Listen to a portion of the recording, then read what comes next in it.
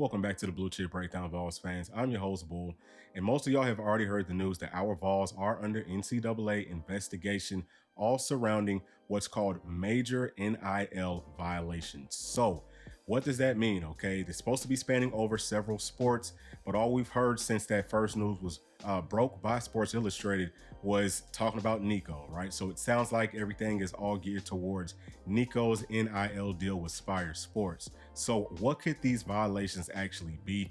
I've done a lot of research, and the only thing that I could see it possibly being is something to do with the school or someone who works for the school, working directly with Nico on his NIL deal some type of a way, right?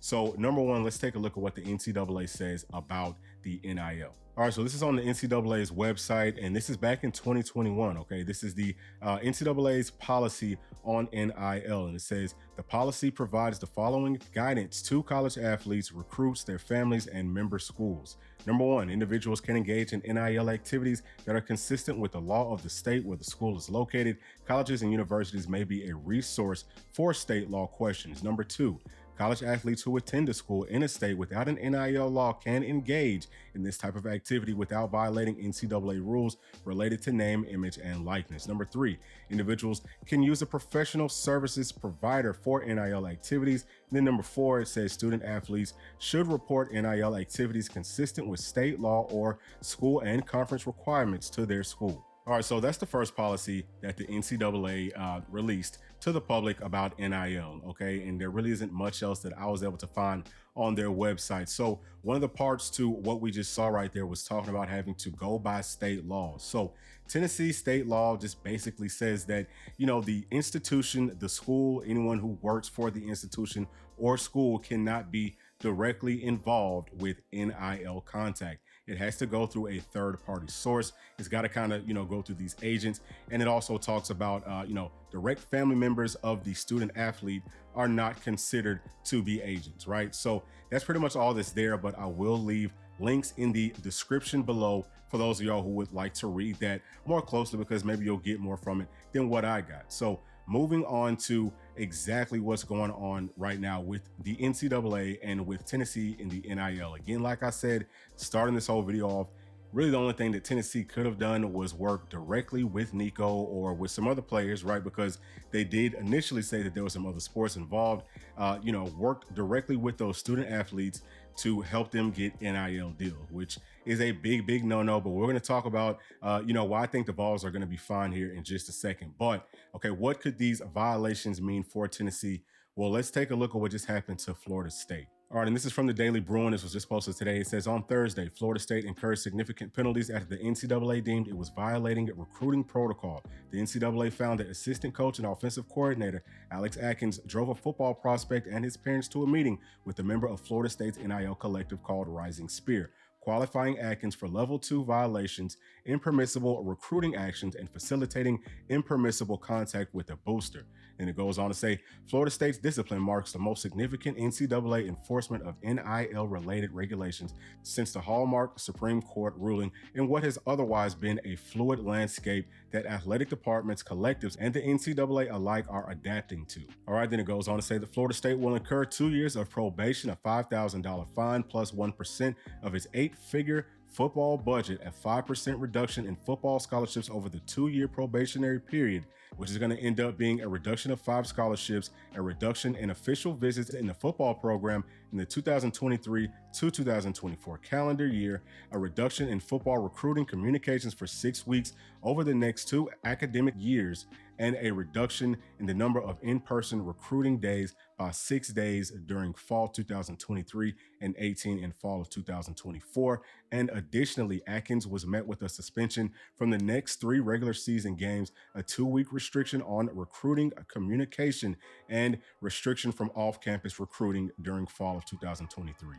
And last but certainly not least, Florida State cannot work with their collective in Rising Spear for 1 year. So that's a pretty big deal.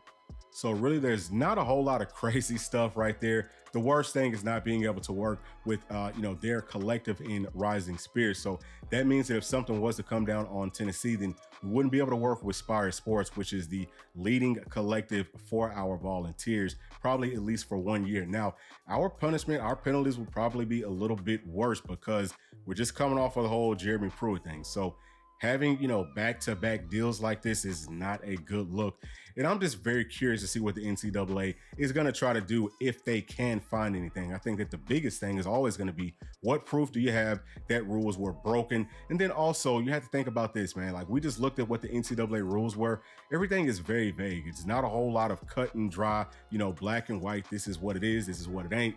There's a whole lot of gray areas. So, if Tennessee accidentally did something that, maybe the NCAA doesn't like, we shouldn't be punished for that, okay? The players shouldn't be punished for that. That's not fair. And I do think that this is a case that Tennessee will take to court if need be. Now, there's another caveat to this that I think bodes well in Tennessee's favor. And I want to show y'all this article right here because no one I've heard has talked about this yet, but I think it's a really big deal for us. All right, so this is an article on NCAA.org by Megan Durham-Wright. This came out January the 10th.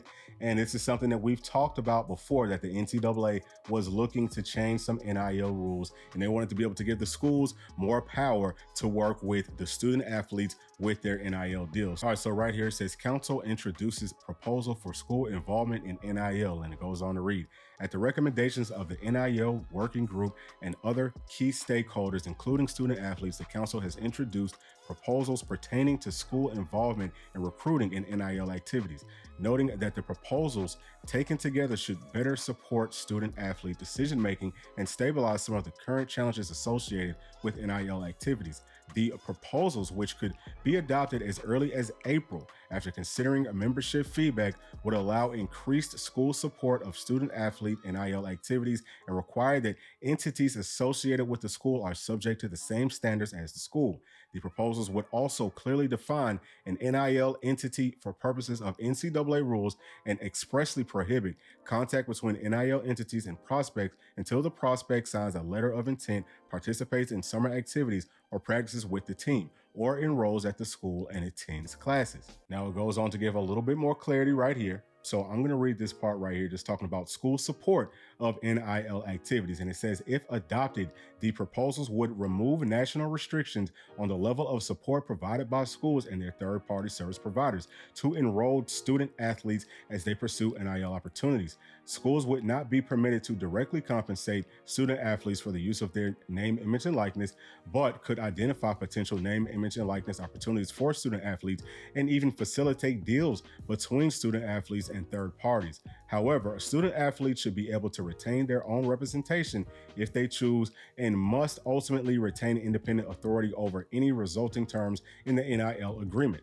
Further, any entity that is associated with or closely aligned with the school would be subject to the same rules as the school itself when it comes to NIL and may not directly compensate a student athlete. All right, so depending on what the NCAA is actually looking at Tennessee for, it sounds like that rule is about to be changed coming up here in the next couple of months anyway. So I think that Tennessee's in a really good spot, okay? It just kind of sounds like the first person that wrote this article for Sports Illustrated wanted to try to make it seem as bad as possible by throwing in the old Jeremy Pruitt stuff and just, to me, it sounds like it's a witch hunt. I don't think it's going to be much that comes out of this.